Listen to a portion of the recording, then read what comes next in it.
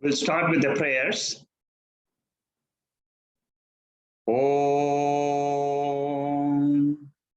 Sahana Bhavatu Sahanau Bhunaktu Sahaviryam Karavavahai Tejasvinavadhitamastu ma vidvishavahai.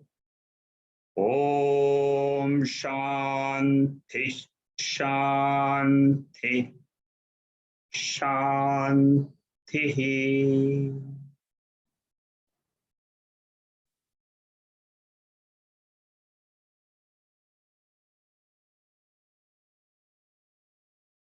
Panchadasi, chapter 10, Nataka Deepa Prakaranam. 26 verses. We have completed 19 verses. We are in the 20th verse. As I explained before, Upanishads, they reveal the truth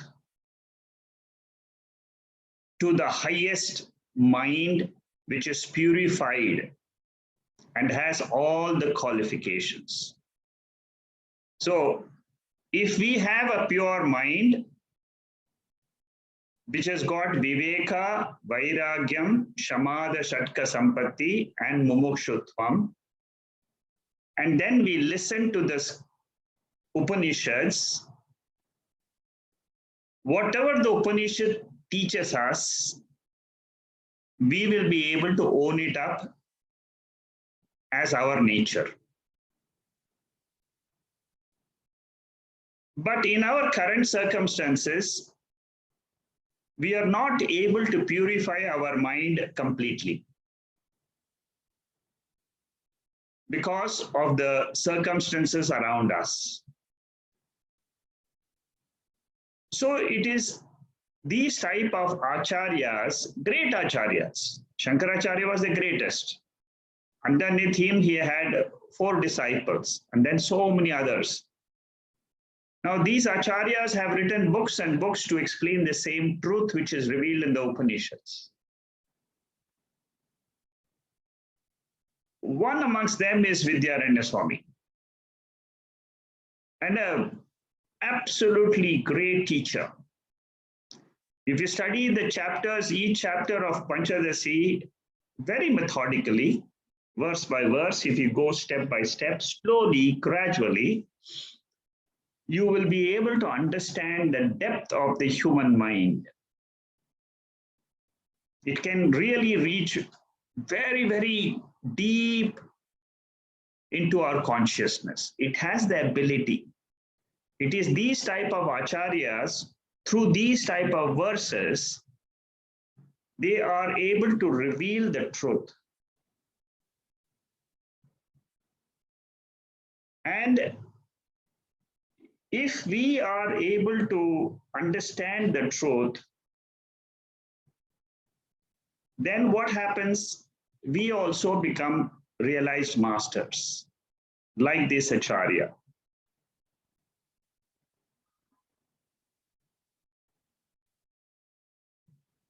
We have seen 19 verses. These are all technical discussions which happen inside the mind. And we should see this with reference to the pure awareness consciousness principle. Whenever we understand, analyze these verses, I should assume I am the Sakshi, I am the awareness, consciousness, Chaitanyam principle, the knowing principle in this body and in the entire universe. And then look at whatever he says about the working of the mind. My intrinsic nature is moksha. What does the moksha mean? Moksha means I have a real nature which is free from time, space, objects, and this whole creation. I am free. And that is my nature. Nature means it is always there. It exists. It doesn't change in 3 periods of time, which is Sakshi, which is pure awareness. And it is that pure awareness which is appearing as this body now. It is not that state of pure consciousness is somewhere, hidden somewhere, nothing. It is right now. It is my own nature now at this moment. But it is with a conditioning. It is with a coat. It is with a coat of this body, with a coat of the mind, and with the coat of this whole world. I remove this coat, I'm right now Sakshi. That is what is Vidyaranya trying to convey to us. So moksha is a freedom to remain as a pure being in this world, as a mukta purusha. As a mukta purusha, as a pure free person, then I analyze the body, the conditions of the body, the conditions of the mind, the three states, everything we can analyze. But we have to train the mind for this realization of the pure self. It is not easy, but at the same time, it is not impossible. Many seekers like us have gone through these texts. And it is these type of texts which have released them from bondage.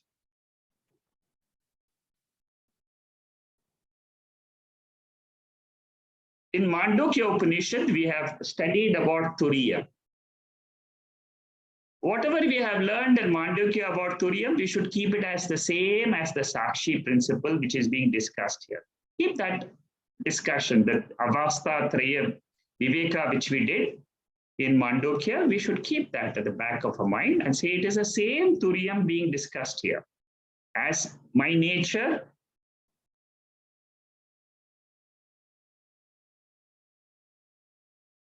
from verse number 16 to 23, the Sakshi's nature as avyavaharyam, that is what is being discussed. Avyavaharyam means it is not involved in the day-to-day transactions which is seen in our waking state, dream state, sleep state. Transactions are a part of a lower order of reality. Each word I'm saying now, it has a very deep meaning, and it is the truth. Sakshi is avyavaharyam.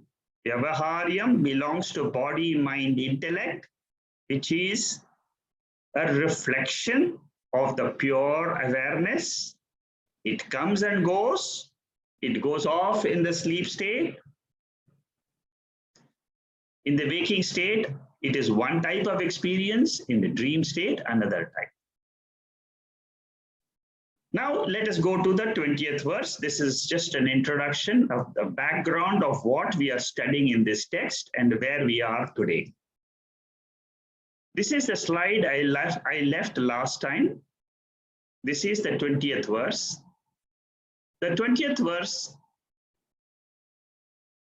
says, Na bahyo na antaraha sakshi buddhe desho hita vubhau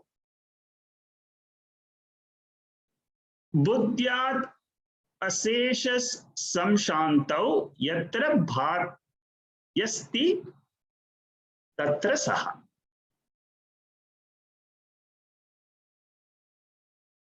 This is the nature of witness consciousness. Now this witness, the Sakshi principle, it is neither internal nor external from its own standpoint. Internal, external is only when we are experiencing the mind. And the mind comes when we experience the body. So when the mind becomes sattvic, tranquil, this witness, which is always there as the pure awareness, it shines in the mind. And we are able to say, I am this Sakshi. That is what is being revealed in this verse.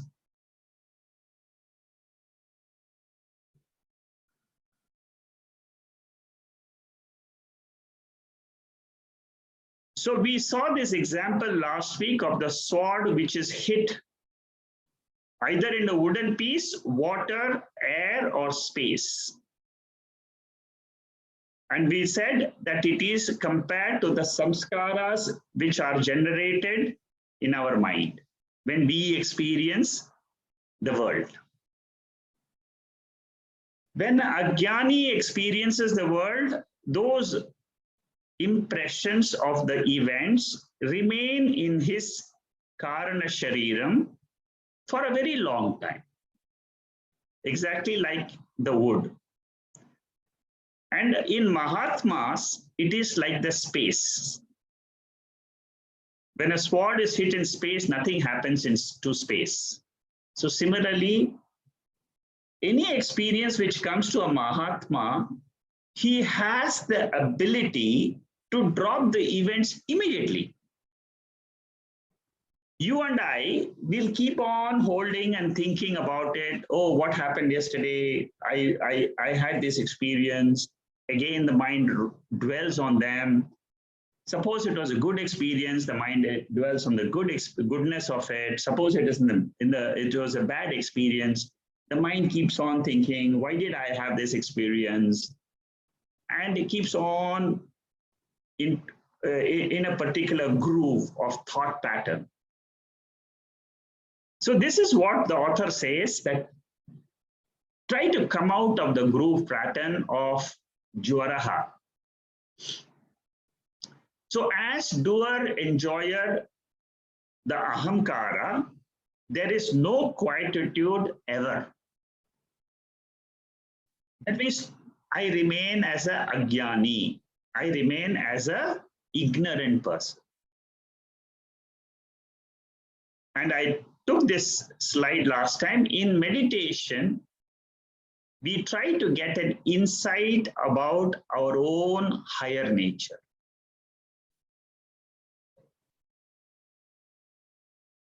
And how does this happen? In a moment of quietude, I drop all the illusions of the body-mind identified ahamkara. I drop it. Right in the beginning of meditation, I tell myself, this ahamkara can wait outside the room. Let me now purely be inside my own pure self. We run all over the world doing religious, spiritual, secular activities, but still we find no peace. Why? Because we are attached to our ahamkara. The author says, learn to refuse all thoughts except one thought. It's a learning of the intellect. Again and again, assert that I am the Sakshi, I am not the ahamkara. And slowly what will happen when you do that? You will enter into a timeless, spaceless, causeless realm, which belongs to Sakshi. This realm doesn't belong to the world. The world is with time, it is in space, it is with body-mind complex. But there is a higher realm, which is called as the realm of Sakshi. When I say I am Sakshi and I refuse all the thoughts in my mind, keep on. This is an exercise. It takes a long time to do this exercise, but it can be done and we can reach this higher realm. Then what happens? The stranglehold of the world on us will loosen. This stranglehold is there, but it is not so solid as the Sakshi. Sakshi alone is a tangible, solid entity, which is what we experience beyond our sleep state. If the ignorance of who I am in the sleep state is gone, this is what we experience. Appreciation of oneself as Sakshi is moksha. Right now, if I identify myself as the pure awareness, I can remain as Sakshi. And as Sakshi, I am timeless and spaceless. So don't search for some object called as Sakshi, which is our orientation today. In the world, we always keep looking for objects. Object of Shabda, Sparsha, Rupa, Rasa, Gandha. That is what constitutes the entire world. So again, in the seat of meditation, don't look for it. Just remain as a pure witness. How to come out of this samsara? By Atma Anatma Viveka and Sarvatma Bhava. These are two very important steps in understanding our nature and trying to come out of samsara. Samsara means what? Identification with the body, mind, complex. And whatever sorrow it brings about, how to come out of that sorrow? This was Arjuna's question also in the Bhagavad Gita. And then Lord Krishna taught him Atma Anatma Viveka in chapter 2 from 11 to 30 in the Bhagavad Gita. And then he showed to Arjuna Sarvatma Bhava in chapter 10 and chapter 11, Vibhuti Yoga and Vishwarupa Yoga. So these two together is the formula, is the solution to come out of sorrow in life. We must be extremely clear on these two wings of the liberation, of moksha. Unless you have Sarvatma Bhava, you cannot get liberated. You cannot say, I am Mukta Purusha. And that is what I am going to assert in our meditation today. So today we are going to see what is the Sarvatma Bhava and how Vishwarupa Darshana meditation helps me in the pursuit of freedom. So from today onwards, next week also, we will follow a new meditation technique, which is called as Vishwarupa Darshana. What are the 10 steps to come out of samsara? Number one, first we take body to be Atman. This has to be dropped.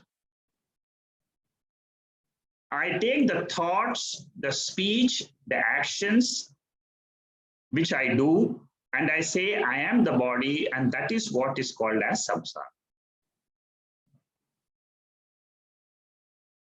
And what is the solution? The second step. I am Kshetrajna, I am not Kshetram. I am the observer consciousness principle, the sentient principle. I am not the inert seen body, seen world. Anything which is drishyam is inert. Anything which is inert is perishable. And what is perishable is samsara. So I should not get attached to the perishable world. This is from Dridrishya Viveka, the teaching. The third step we should understand is Matra Sparshastu Kaunteya, the 15th verse of the second chapter of the Gita. What it says, the sense organs, they produce sensations and experiences for us. But we must understand the fourth step. I am neither the experience nor the experiencer ego. The original consciousness is the ultimate experiencer of the whole world, knower, consciousness, awareness. But in between this body and that consciousness, there is a shadow which gets born when the mind wakes up in the morning, which is called as the ego I, the waker I. The waker I gets the light of awareness from the Sakshi, and it goes about doing all transactions with the upadhi of the body and the senses. Then we come to the fifth step. I am the awareness, witness, which is in between the subject, which is the pramata, the ego, and the objects of the world, which is what creates the duality. I'm in between them. You see, the world of objects does not have any sentiency. It is inert. It is experienced. Anything experienced is inert principle. The experiencer subject is the ego I, which is born. Born means what? It gets a reflection and it gets born. Born, it gets activated. Every day in our every day when we experience, whenever we experience, we take a new body, again we start experiencing. So this is a cycle which has been going on. I have to come out of the cycle, and Vidyaranya Swami is teaching us how to come out of that through 10 steps. So sixth step is we have to come out of the identification with the grooves of our own thinking pattern. Come out of that. As soon as you get up in the morning, okay, we do actions, we have to do actions, go ahead, no problem. Whatever duty we have to do, let us do the duty. Let us do the actions in the best way possible. We don't have to leave any duty. You can be a doctor, you can be a lawyer, you can be a businessman, you can be a parent, you can be anything. You do not have to leave your current status of your body-mind complex. What it says is, do not identify that as your true nature. The strength, the next seventh step is strength of comes to the mind from the discernment of Atma from Anatma. I get the strength. I means that ego I. Hey, I'm not this ego I. This ego I is just a temporary, transient experience of the world. It is not the real me. What is the real me? The real me is I have to transcend the space and time. How do I transcend space and time? Only through my thought, nothing else. We don't have to do, we cannot do anything except in our own mind say, I am Sakshi. I become imprisoned in this cell made up of 3 walls. The 3 walls is, one wall is of space, another wall is of time, and the third wall is of causation. Even Ishvara, when we say Ishvara is with reference to the Jagat, the world which our 5 sense organs are perceiving. Chaturvarnyam maya srishtam gunakarma vibhagashaha tasya kartaram abhimam vidya kartaram abhyayam. Here Lord says, I am the creator of the universe, but at the same time, I am a non-doer.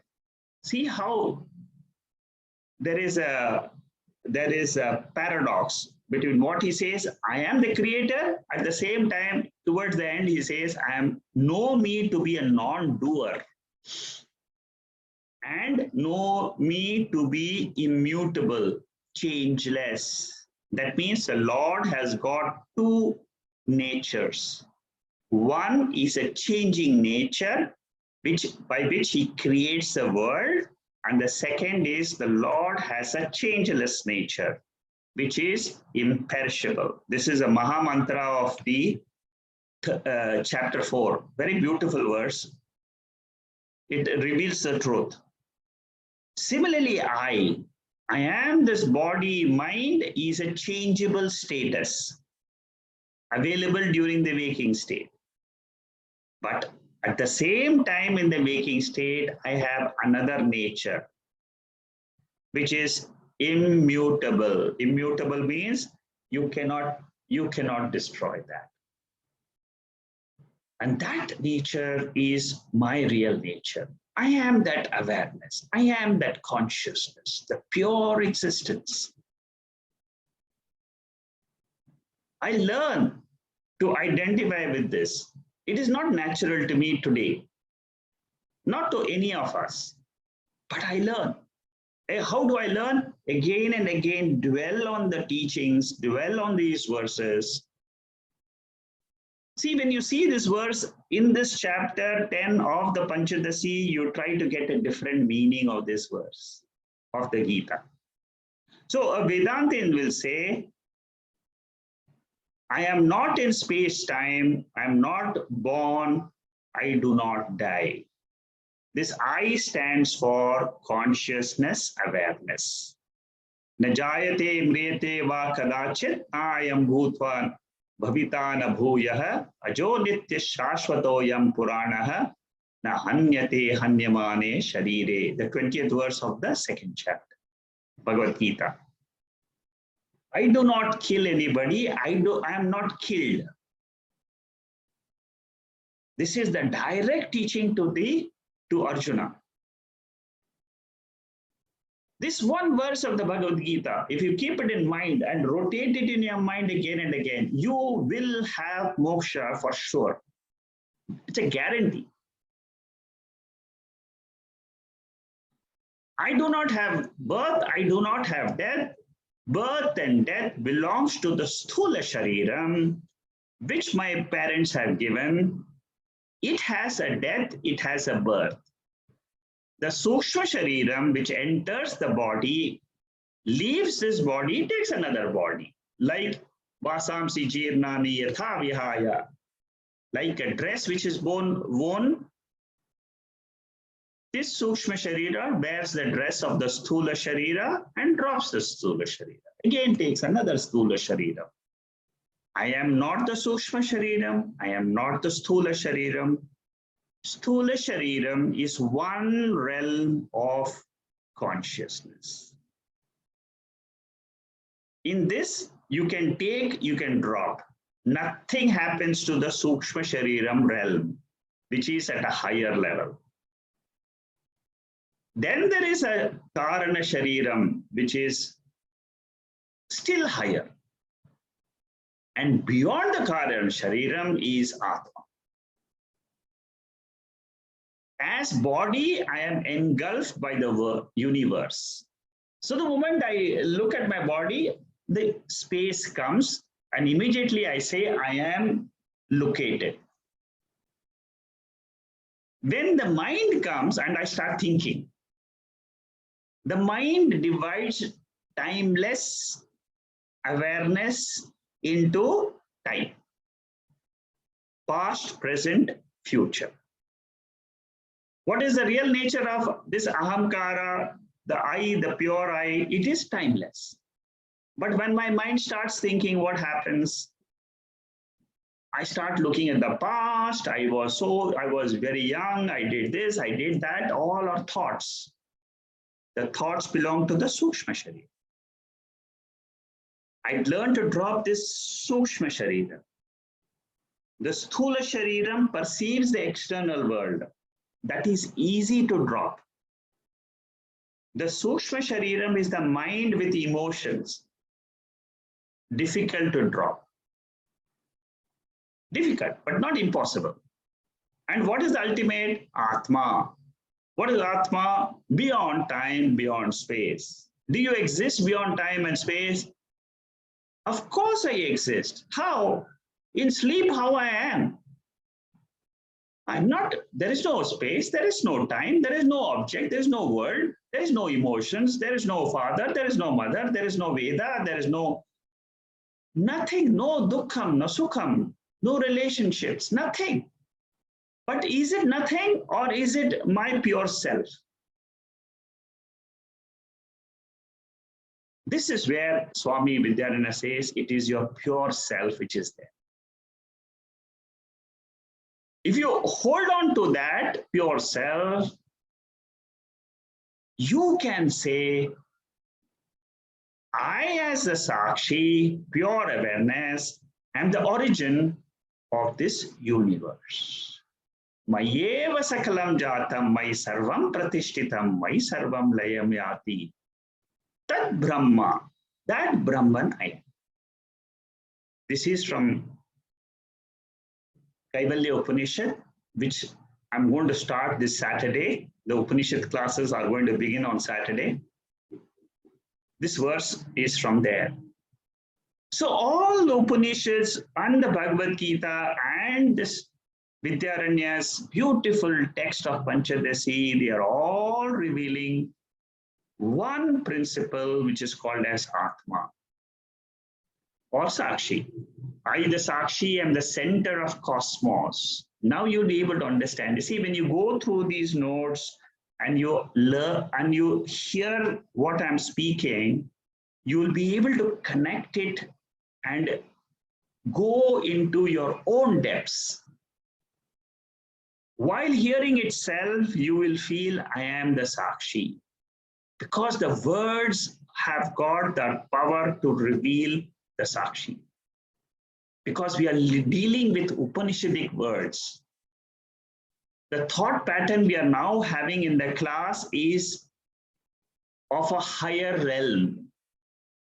When thought arises, there is space-time associated with it, and without space-time, you can't have an object.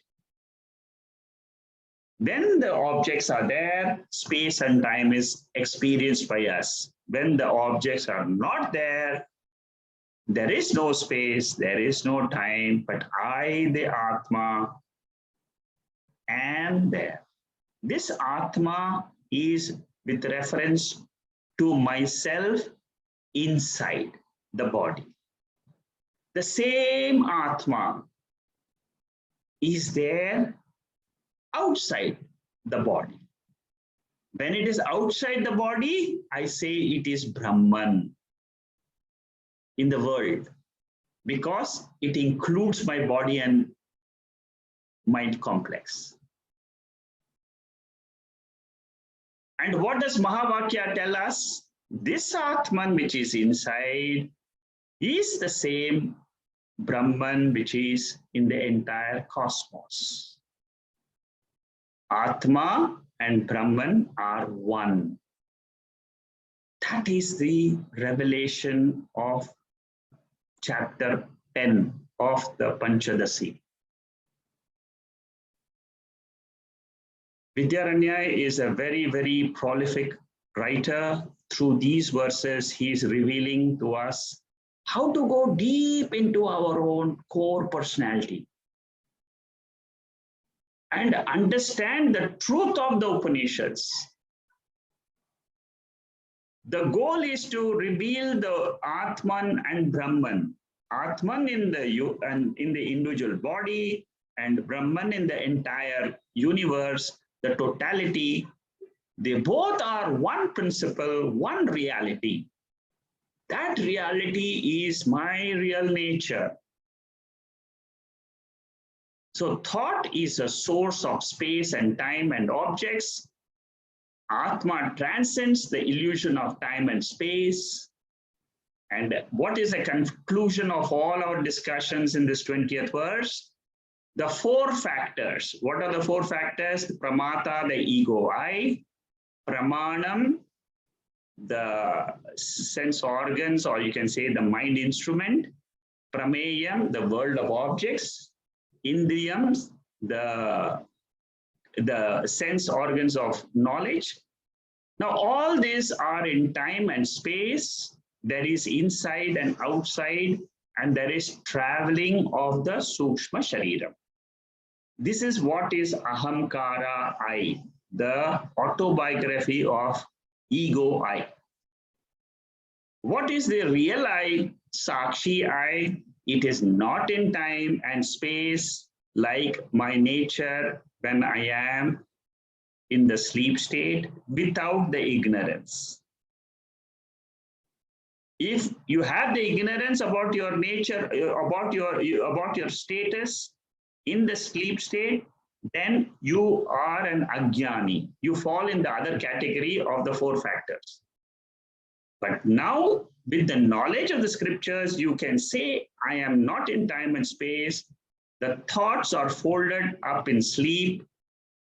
When the mind goes to sleep, which is a natural state, or when the mind is in samadhi state, which is an artificially created state,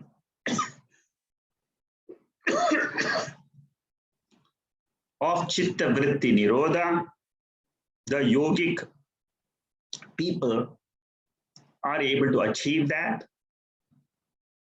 When the triputi gets resolved, triputi means what? Pramata, pramanam, pramayam, which is the ego I. Sakshi continues without time and space. That is the location of Sakshi.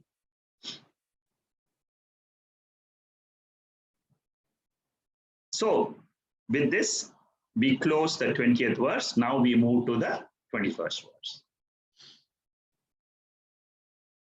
Desha kopina bhaseta yadi tarhi swata desha vibhag sarva desha prakliptaiva sarvakatvam natu swataha. So here, another verse of the nature of Sakshi. I'm going slowly in all these verses because Vidyaranya Swami, in this chapter 10, he has gone gradually, he's taking to the highest in the 26th verse. It's a gradual development of going subtler and subtler and subtler to the ultimate Sakshi. Each verse is taking you deeper and deeper inside. They are all nature of Sakshi. You see, in the Upanishad will say you are Sakshi, that's all. That Sakshi you are, how to understand that? Through these type of verses. Because we are seekers. We are going from Ajnana Avastha to Jnana Avastha.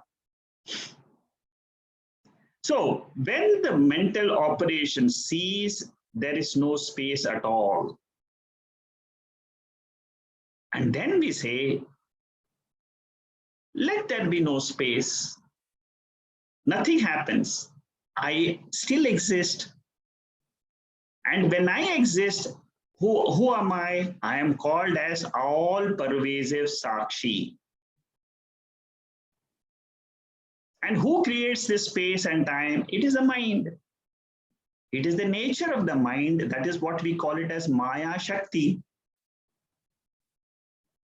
Brahman, I the pure awareness, I have a Shakti in me. That is why every day I just get into this universe. Every day, how does that happen? Dakshinamurti says it is like a magic show. So when thought cease, there is no space-time, samadhi or nirvikalpa avastha. That sleep state or that samadhi state. There is no time and space experience in samadhi. Samadhi is a very simple state, but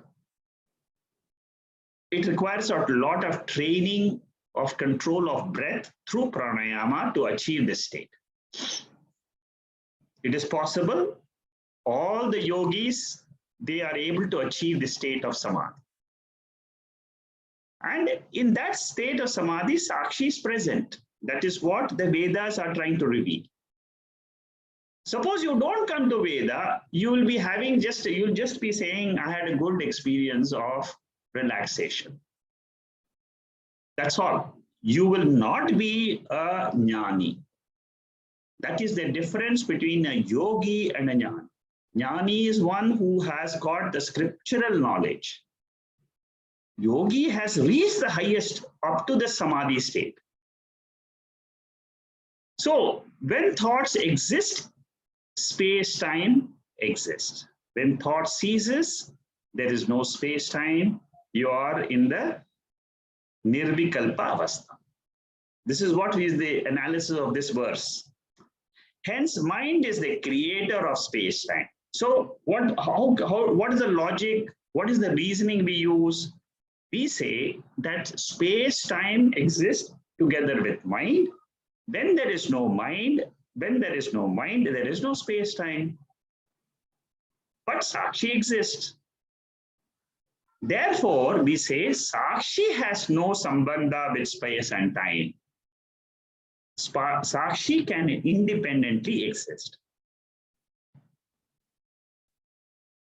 If Sakshi, suppose you say Sakshi is also located in space and time, if that space-time goes, then Sakshi will disappear. It will become non-existent. But we all say, I was existent in sleep. Therefore, the proof of Sakshi is in our anubhava. It is in our experience. So we have to use Shruti, which is the Veda. We have to use Yukti, the reasoning capacity of our intellect. And we have to use the Anubhava, our own experience of arriving at our true nature.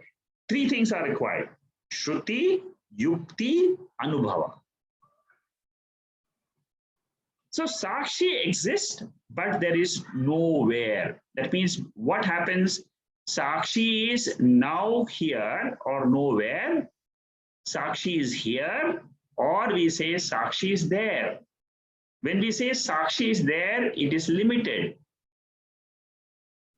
When we say Sakshi is nowhere, that means Sakshi is non-existent. And when we say Sakshi is here, then Sakshi has a finite dimension.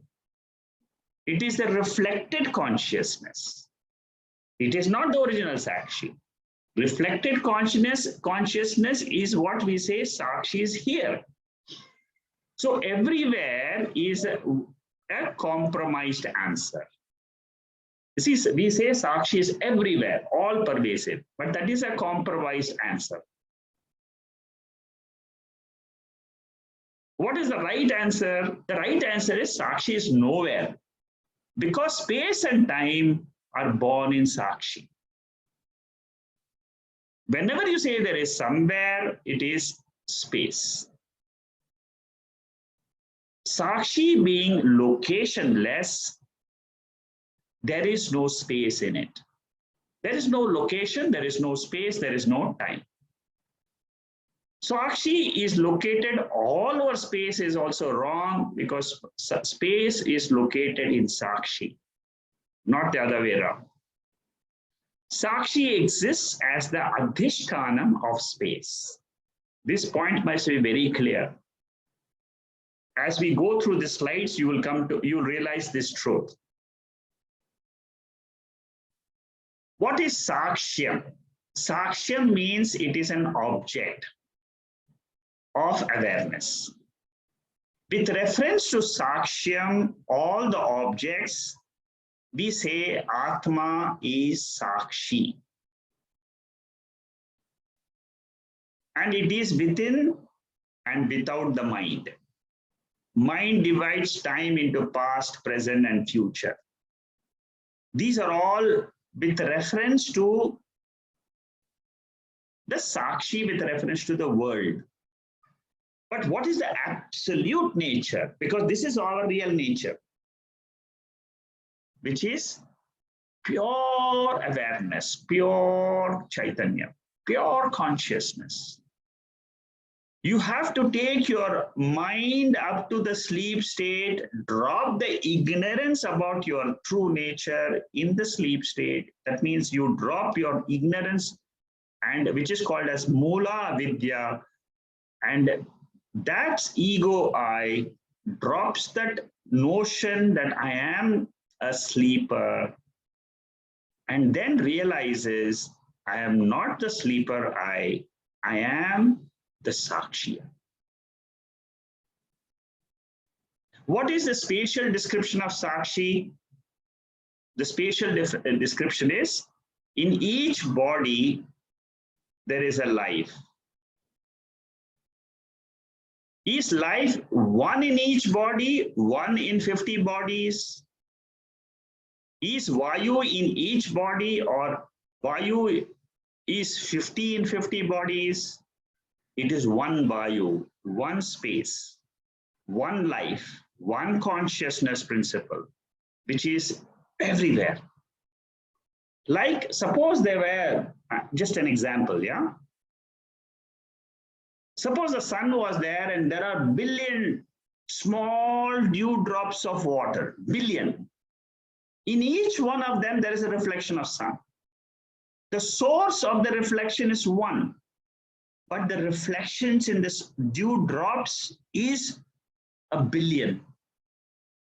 Same thing we should say, Sakshi or pure consciousness is one, but in each of our mind, it activates the mind, it shines in the mind.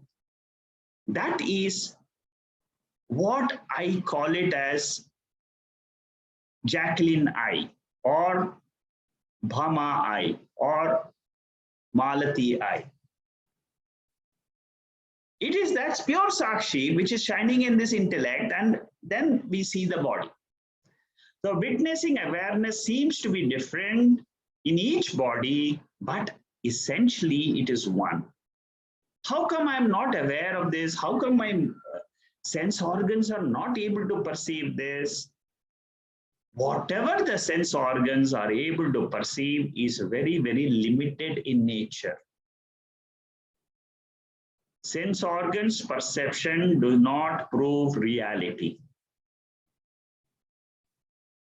Very important statement. Perception of sense organs do not prove the reality. It is the Shastra which proves that this is the nature of the self. What is the reason for the differences? The minds are different. Kshetraknyam chapi mam vedhi sarva kshetreshu bharata kshetra kshetraktiyo jnanam yatta jnanam matam mama. If you remember this third verse, Mahavakya of the Bhagavad Gita, Kshetraknya, the consciousness principle, is one in all the bodies. That is what Lord Krishna is my nature. I am that consciousness. And what are the bodies and the minds? The body and the mind is a temporary, transient, ephemeral experience. It will appear, it will go away. It will appear, it will go away. That is the nature of this world. That is Jagat. Everything in the Jagat is changing.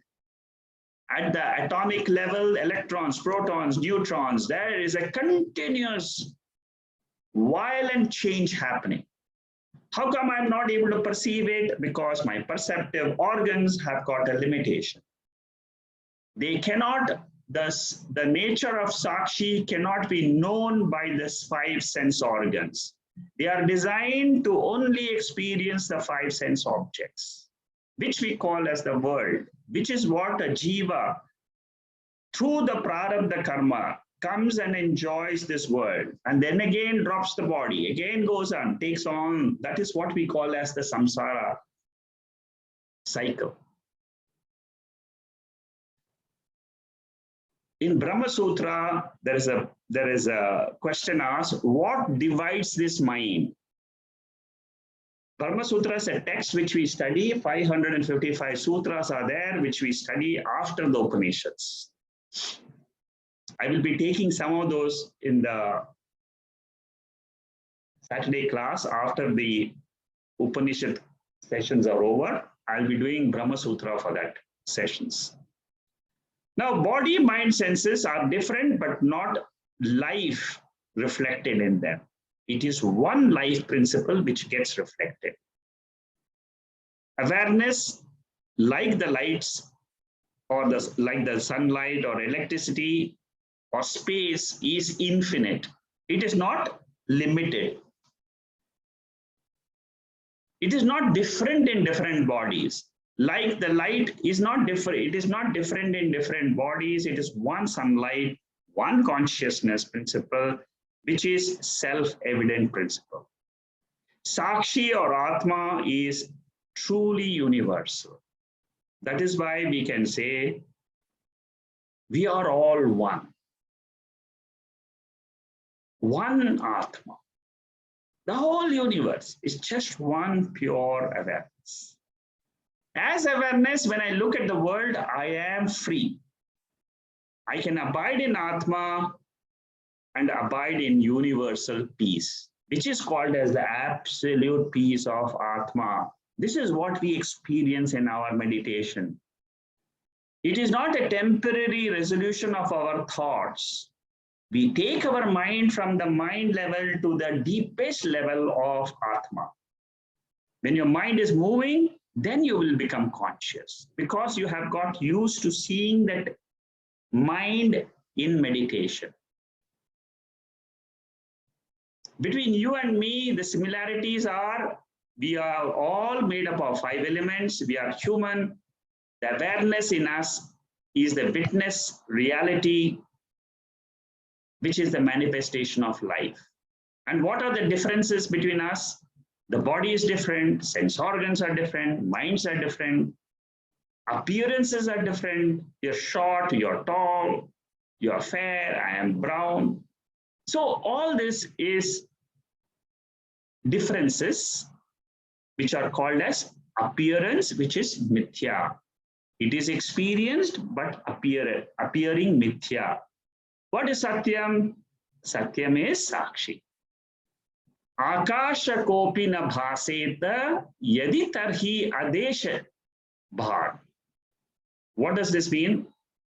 This is from this verse, 21st verse. When mind is still and abides in the being, the buddhi is some shanti. Some shanti means totally resolved. Not when it is the mind, but when it is residing in the self, in the Atma, in the awareness. If I am and I don't feel the space, time, and objects, I transcend and I am alert. Space, time is a category of the mind. It is not there in sleep state, therefore it is not an attribute of Atma. It is an attribute of the mind.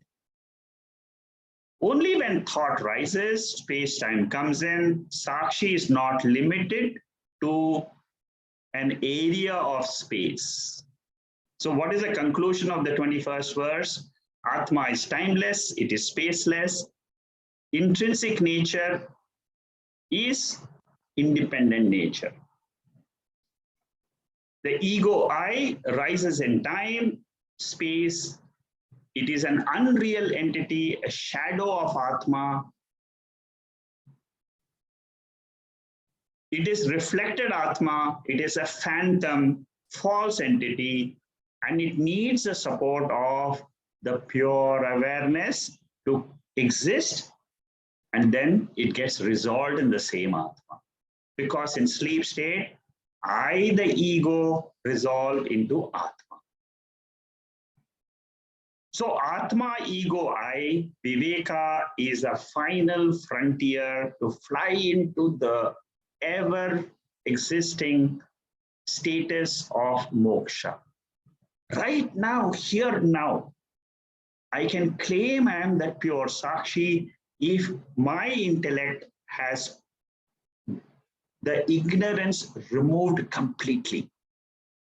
That ignorance goes away when the clarity of these verses strikes my intellect. If in the class, if in these sessions, if your mind is fully attentive, you will be able to drop the ignorance and realize that new realm of Atma. Each one of us can experience. There is no difficulty at all. Very simple. By embracing tangible body, ego, I appears real. If there is a proper viveka between Atma and ego, I, then there will be no Adyasa. Adyasa means superimposition. No space-time in intrinsic nature of Atma. In the sleep state, there is no superimposition. In the waking and dream state, there is a superimposition of Atma on the body and mind. It is the ego I which is limited in space and time, not the Sakshi awareness. Sakshi awareness is limitless, beyond space and time. There is a gradual buildup of teaching in this chapter at a very subtle level of self-realization. In Sakshi, there is no inside or outside. This is the window to the truth, my real nature. Shape is not intrinsic to the gold. Gold can be in any form. It can come in chain, ring, bangle. Similarly, Atma is formless. It can be converted into any form. The whole world is Atma.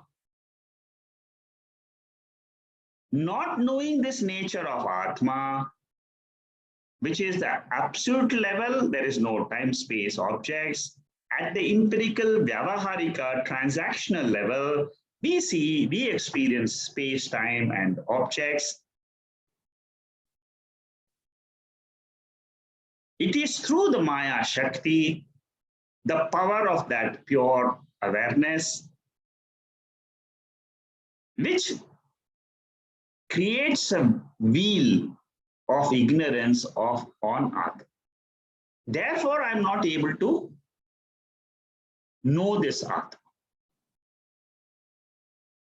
Sakshi is sarvadeshatvam, sarvagatam, all pervading.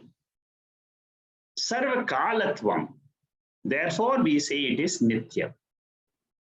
So because it's all pervading, we say it is space-wise, time limitless. Because it exists all the time, we say there is no time limitation. Sarvadesha prakluptya sarvagatam na tushvataha. Prakluptya means kalpana, prakriti, imagination. Atma is sarva vyapakaha. It pervades the body, mind, senses, and the world. Three things appear and resolve together. What are the three things? The body appears, the world appears, and the ego appears. All these three appear together. And they all resolve together in sleep. But who provides the satta, the existence, and spurti, the awareness to these three? Spurti means the illumination. Who provides that? That is Atma. Chandogya Upanishad has this beautiful Mahavakyam, which says, you can see Atma. Atma is Paschat, Purastad, Dakshinataha. Atmaivedam sarvamitam. Sarvamiti.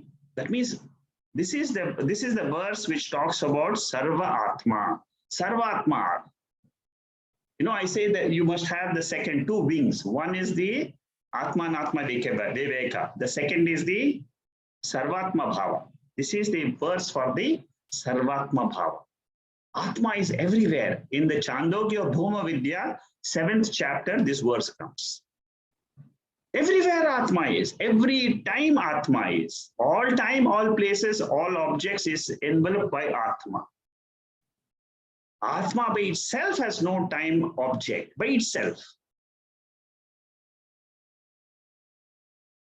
In the waking or in the dream, I become father or mother. But in my absolute state, who am I? I am the Paramarthika Atma. Sakshi pervades, but with a reference to itself, it is absolute. Sakshyam means the objects of experience, which is unreal.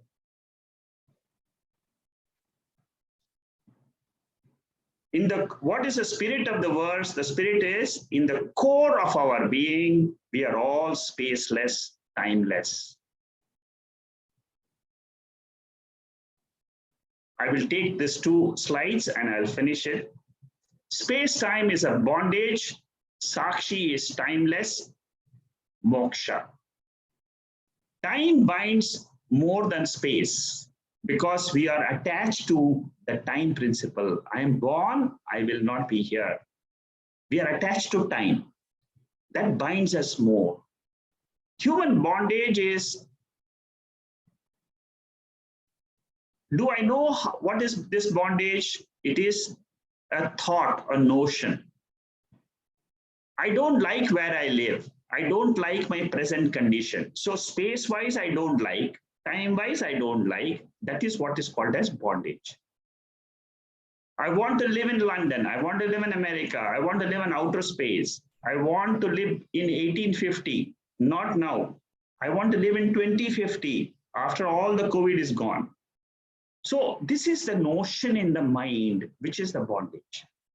Space-time or bondage in the innermost being, Pratyagatma, there is no time or space. Human life has origin in Atma, expressions, descriptions are all infinite. So the 21st verse, if you were to summarize, it will be like this. A guru says, Sakshi exists without space and time. Then the Shishya says, how do you explain? How do you explain Nityaha? How do you explain Sarvagataha, Sthanuhu? Guru says, with reference to the space-time, which is experience, that Sakshi is all-pervading. It is a relational title. But with reference to its own standpoint in sleep state or the death of the body or during pralayam or samadhi, it has got no space, no time. It is a relationless title. There's a very deep meaning in it, in this particular statement. We need to contemplate on this. So Nityaha and Sarvagataha are explained very beautifully by the Guru Vidyaranya Swami. Next week, we will take the 22nd verse. We have 4 more verses, 22, 23, 24, 25, 26, 5 verses. Let's take it slowly. Let's understand these verses because we are gradually moving to the core, which is the pure Sakshi. Okay.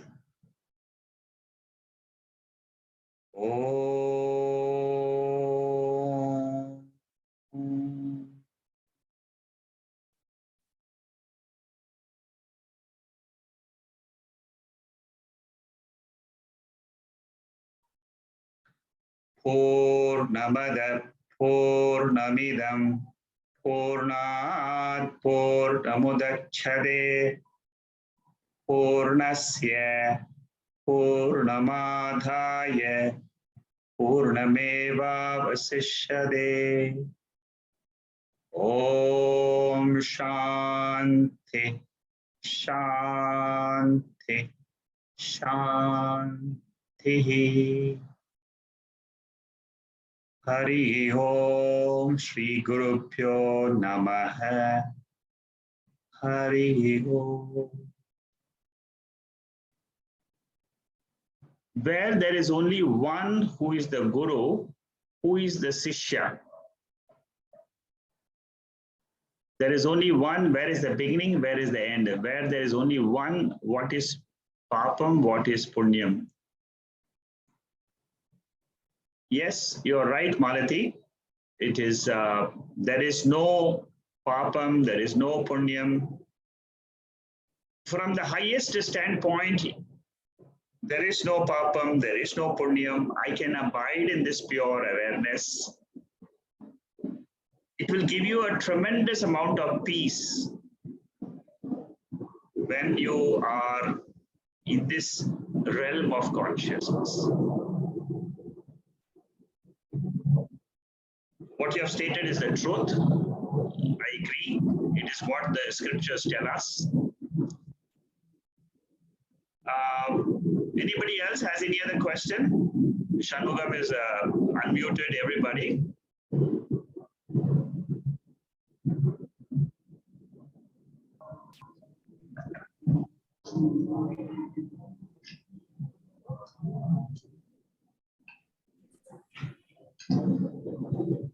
Yeah, any questions from anyone?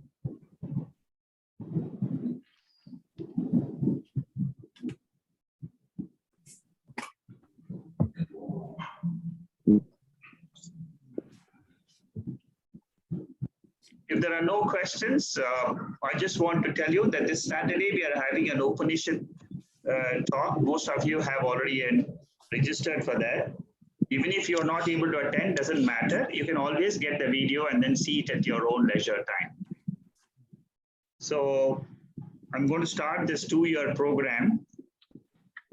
Like I also have mentioned to you, we will be doing for almost 2 years this Panchadasi, because after this we are going to enter chapter 3 of Panchadasi. These are all very, very deep tests meant for seekers who want to realize the truth in themselves. And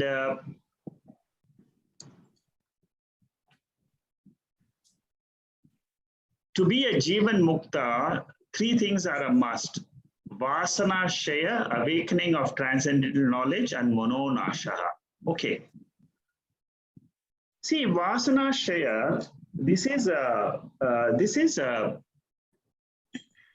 a term which is used in Mandukya Karika, 3rd chapter, Manonasha. These are all terms used in the 3rd chapter of Mandukya Karika. Now, Vasana, mind, these are all topics which we will be discussing in the 2nd chapter of Panchadasi. There is a lot of discussion on this topic. What you are asking is discussed at very great length by Swami Vidyaranya. He also tells us what is the difference between Vasana and what is the difference between Punyam and Vasana, and what is how we can get rid of this. Now, Jivan Mukta, I will tell you in brief. See, Jivan Mukta means that I have awakened, that's your point 2. The first starting point is I have awakened to the transcendental knowledge. So that is how you should start. Jivan Mukta is called as a Mukta Purusha. Now, what is the meaning of Jivan Mukta? Mukta means free, one who has become free.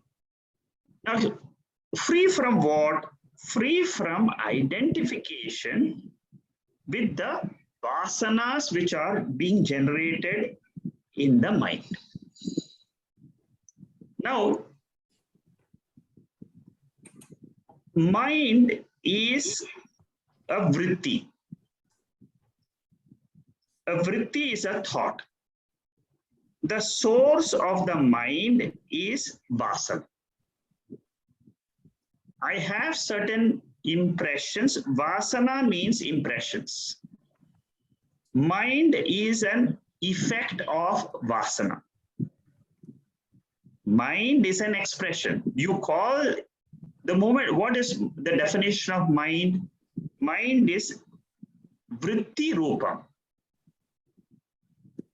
The moment I have a thought, the thoughts can be of desire, that thought can lead to action, they need not lead to action. But the generation of the thought is due to vasana. And punya papam is beyond that. Vasana, this is how there is a deeper discussion on this topic. But what you should understand at this stage is mind is a effect. We call a mind only when there is a vritti. But this vritti, how is it generated? Because I have certain impressions. Vritti, mind is in the subtle body. Sukshma Sharira. And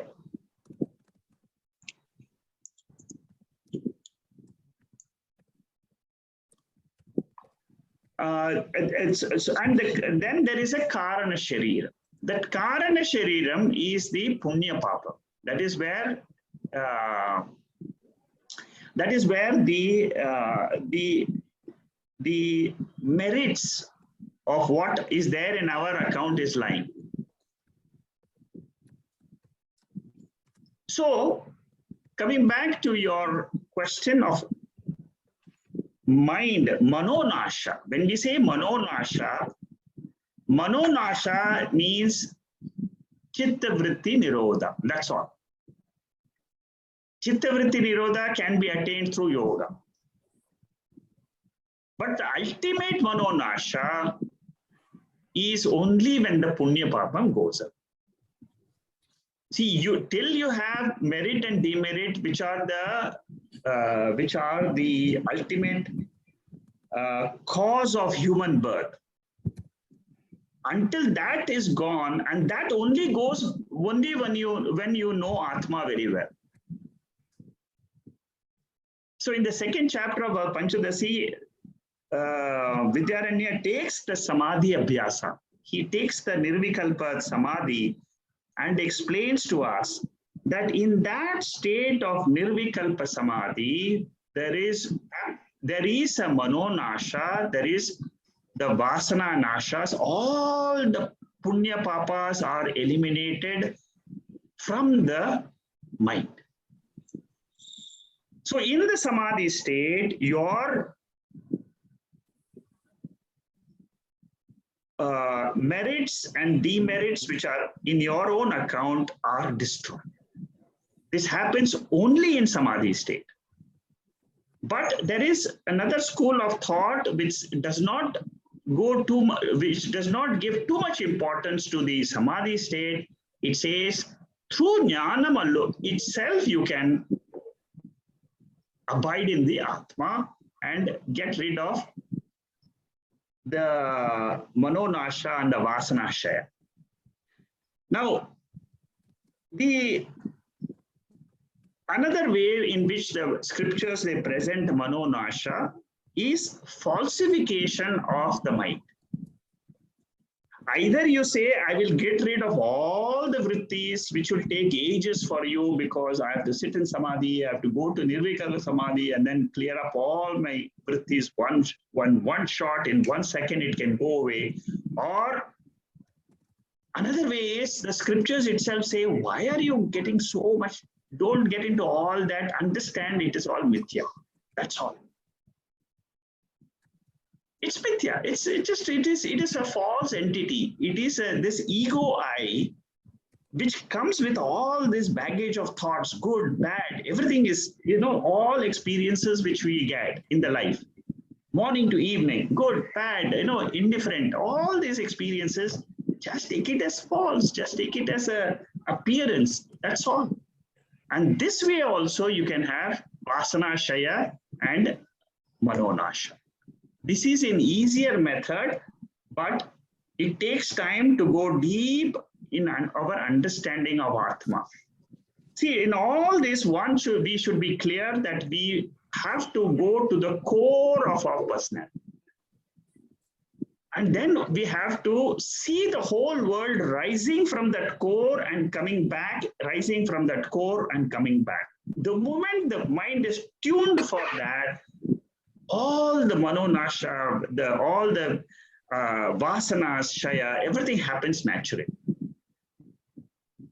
So is that clear? I don't know who asked this question, but yeah, Akshay, I think this was your question. So are you clear, Akshay, to some extent? Yes, sir, very clear. Okay, Thanks good. Very good. Okay. But this, you will keep this question in the back of your mind. It will happen. You see? As you study the chapter 2 of the Panchadasi itself, this question, what you have raised, it will get answered at that time. There are a few verses in the end portion of chapter 2 of Panchadasi. And if you have your time, you can go through that yourself also. But that is where there are two texts in which this happens. One is Mandukya Karika. This is very well discussed. That is by Gaudapada Acharya. Also, there is a Jivan Mukti Viveka, which is written by Swami Vidyaranya. And the third book is the chapter 2 of Panchadasi.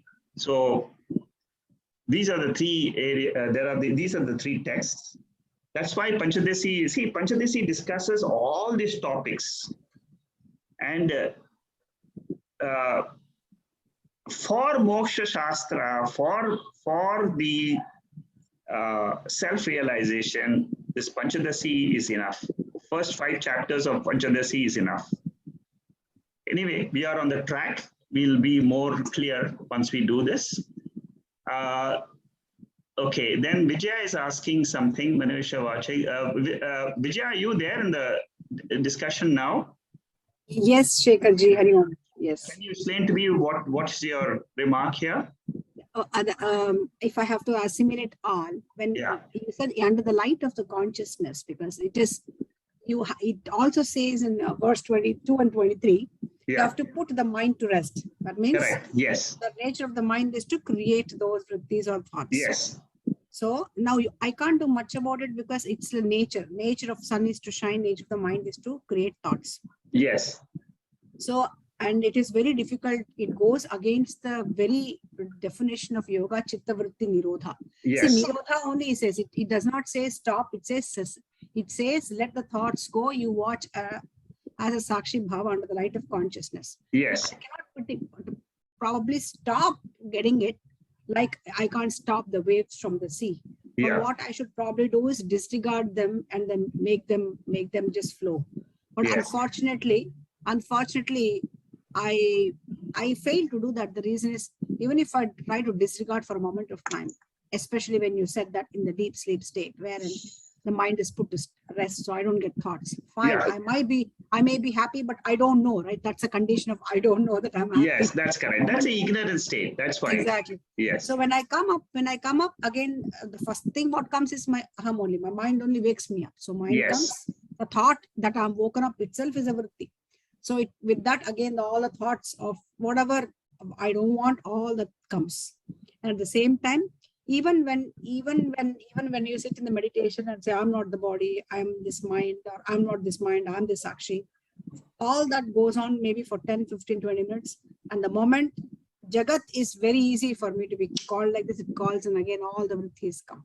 So it is very difficult for me to stay put, sustain in thoughtless state. Yeah, sakshi bhava. Exactly. Because I can be sakshi of only a vritti, because if I want to be drik, there is drishya, and this drishya is this thought which is never ending. So I have to, don't you think that instead of me saying this thought, should I have to ensure that I don't have the thoughts at all? If that is manonasha, then that's going to be a very, very wrong station destination for me. See, what the scriptures, you see, especially for this aspect of sakshi, the scriptures are the final authority which says that you are the sakshi. and in that Sakshi, there are no thoughts. So I accept, the first thing I have to do is I accept it is not experienceable state in which I can say I am there and there are no thoughts. It is not an experienceable state. It is a understanding of what the scriptures tell me about myself. So the first thing is I tell that I will not be able to come to a state.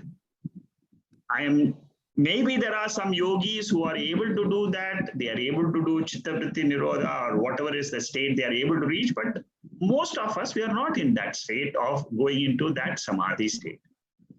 Now, therefore, you should only take the route of jnanam. What is the jnanam which the scriptures are giving me? I use my reasoning ability, I use my intellect, and to have a higher understanding of the scriptures. Through that method itself, I will be able to do manonasha, vasana nasha, all those things I can get rid of. How? First of all, I remove any obstacle which I have with reference to the pramana. Pramana means it is a source of knowledge, which is the Shruti. So in my seat of meditation, whether it is 20 minutes or 5 minutes or 10 minutes or 3 minutes, or even when my eyes are open, I keep telling myself, I am the Sakshi. All other thoughts which are coming and going, they're all temporary. You see, in this presentation today, there was one sentence which said, I will learn to reject all thoughts except one thought, which is, I am Sakshi. Okay, so if you practice to just keep saying, okay, other thoughts are coming, I'm not bothered about it, I am Sakshi. I am not bothered about it, I am Sakshi. I am not bothered about it. Keep on telling. Whenever you are, see what happens is, whenever the mind is free, then it starts getting into the world and it doesn't know what all to do with the world, where to go, where the mind wants to run. At that time, you tell yourself, oh mind, why are you running into the world? I am the Sakshi. That's all. Let it be a practice. The manonasha will automatically happen. And this Sakshi Bhava will overtake the mind's vrittis one day. Whether it happens or not, you don't bother about it at all, because you are Sakshi even now. Right now, you are the pure Sakshi. It is my own higher nature. I am in the waking state. When I say I am in the waking state, it is the mind. The mind is awake, the body is awake, the sense organs are awake. But when the mind, but they are all in the presence of Sakshi. And what happens when the mind goes to sleep, this whole world collapses. So when the whole world collapses, I, Sakshi, am still there. When the world is present right now, I am listening to the talk, the Sakshi is there. But I am aware of the complete nature of the Sakshi, which is without the mind, with the mind. In both the states, I am changeless. I am ever changeless. This is the only thing which is changeless in the entire universe, which is the para prakriti, which is what I am trying to do in my meditation. I hold to that para prakriti. Remember the 7th chapter of the Bhagavad Gita. Don't get lost in the yogic method of Chitta Vritti Nirodha and all that. Forget about it. Stick to the Shastric knowledge. Right now, anytime I can be with the para prakriti or apara prakriti. The moment I get engrossed with the apara prakriti, what happens? I become the ahamkara. So okay, the ahamkara will be there for some time. It has got aprarabdha karma. It is born in a particular family. It is in a certain surrounding. It has got siblings. It's got all that. Accept it. That's all. It's okay. but I'm not going to be too much enamored by it, the ego I. That is the main practice we learn in our study. See, without the knowledge, I only know ahamkara. And I live the life of ahamkara. With this knowledge, what I learn, I am para prakriti. There is another nature of mine, which the scriptures have revealed to me. I accept the scriptures. I am that pure Atma. Whatever anybody may say, the world may come and tell me you are so-and-so, you are so-and-so. I do not accept it as the ultimate truth. I accept the scriptures as the ultimate truth and I abide in it, and that is what is my real nature. That's all. I have that there is no obstacle with reference to the Shastra. And in that, see, the beauty is when you are able to realize the truth, then you say, oh my God, this truth is so simple and so easy. Why did I struggle all my life with so many Upanishads and so many Panchadasi texts? And it is such a simple thing. I can live in this Atma. Why? I didn't know this. It is because there are obstacles in the form of notions. You see, the notions in the mind are the obstacles. And it takes time to remove these notions. When you say that I'm able to do it for 15 minutes, I can't still do, but that is just, again, it is the ignorance which is the ahamkara which is stating that. But it will happen. You see, again and again, go back to the basic knowledge of the scriptures and let that knowledge keep flowing into your intellect, because it is the buddhi which has to get that knowledge and get illumined. That's all. It is like light and darkness. The scriptures are the light which will remove the darkness in the intellect. It has to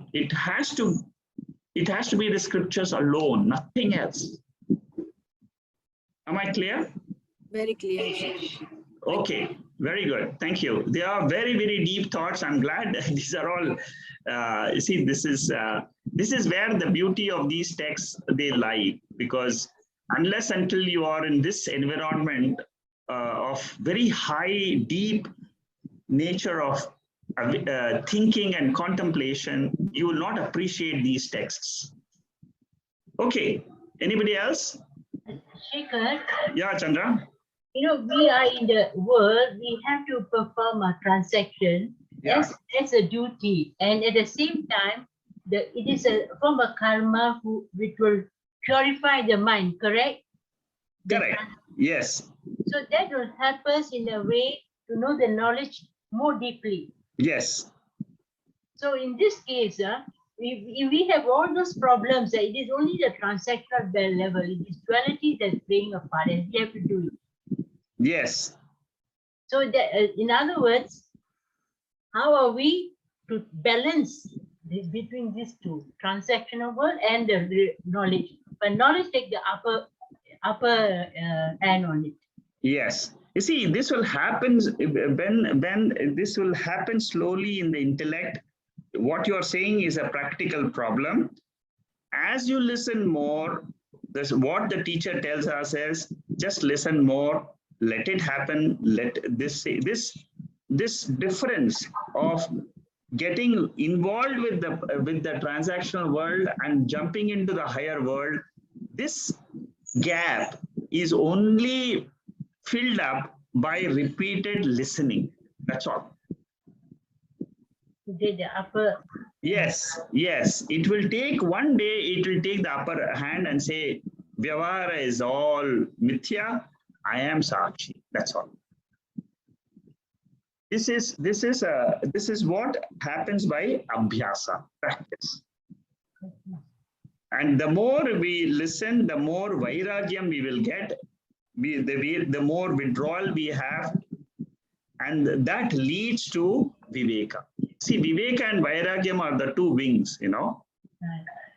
So the more I am able to withdraw, the more I have got the difference between real and unreal, real and unreal. And the difference, once I'm able to see, these are all at the deep mind, a deeper mind level, you know. The mind itself is able to go in deeper and say, oh, this is the truth. This is what the scriptures are saying. This is what Panchadasi is saying, the 10th chapter. I have gone through this. It is teaching me that there is Atma. In that Atma, this entire world is coming and going. Entire world is coming and going in Atma. It is not separate. Right now, I'm thinking that the body is real, and that I'm looking at it from the real, from the body level. You see, our main problem is we are looking at the body and asking these questions. We have to shift to the Atma level and ask, is there a body? Is there a mind? Is there all this vasana share to be done? Nothing is required. They're all at a lower level. They are all mithya. It is all an appearance. It will disappear. It will come, it will go. It will come, it will go. Yesterday it came, right? Yesterday I was struggling with some problems. And today it's not there. Again, today I'm struggling with something again. Tomorrow it will not there. It's a transient thing. I accept the transiency of the world. The tool, isn't it? Yes.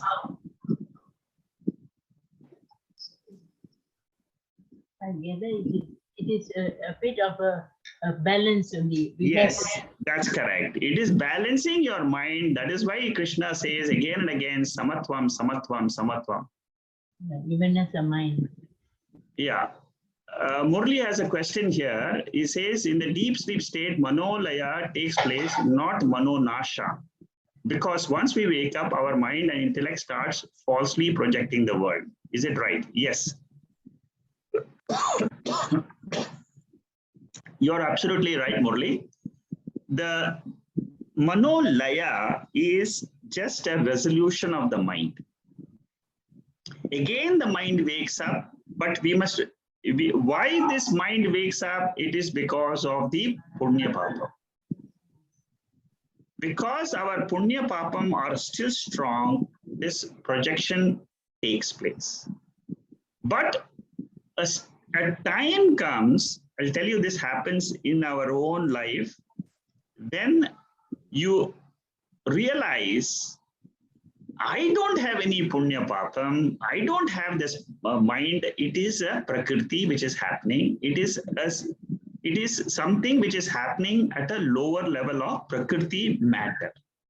I am always pure. I am always the sakshi. I am always ever free.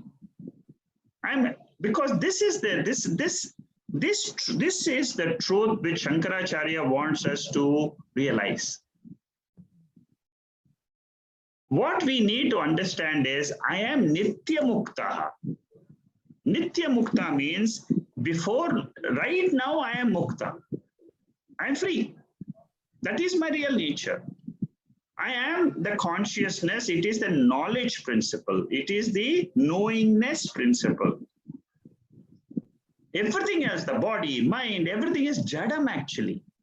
Without my light of consciousness, they are all jadam. They don't exist. Understand the principle that drishyam is inert. It is jadam. Upadesha Sara, try to remember that whatever is seen, experienced is jadam. It is inert. And whatever is inert is nashwaram. Nashwaram means it is perishable. Some things will perish immediately within a few seconds. Some things will take a few days, few hours. Some things may take maybe ages, you know. But ultimately what? It is only jadam, it is only nashwaram. What is the sentient, what is the changeless principle? That is sakshi. That is me. That is ultimate me. And deep sleep is a state of the mind. It is a status. of the mind. Whereas Sakshi has got no states. There is no status for a Sakshi. It is ever free. The status of the mind changes from dream to sleep to waking. Again, from dream, sleep, waking. This cycle is going on as per the law of karma. This is all at the lower level. I am not in this cycle. I am free. Very good question, Murli. Well, it's good. Thank you, sir. Thank you, Murli. Is it clear? Yeah, it's crystal clear. Thank you so much. Thank you. Hari Om. Okay, thank you. Thank you. Okay, it's quite some time. We have got so many questions today. Well done. Thank you. Good night. Good night. Good night. Hari Om, sir. Hari Om.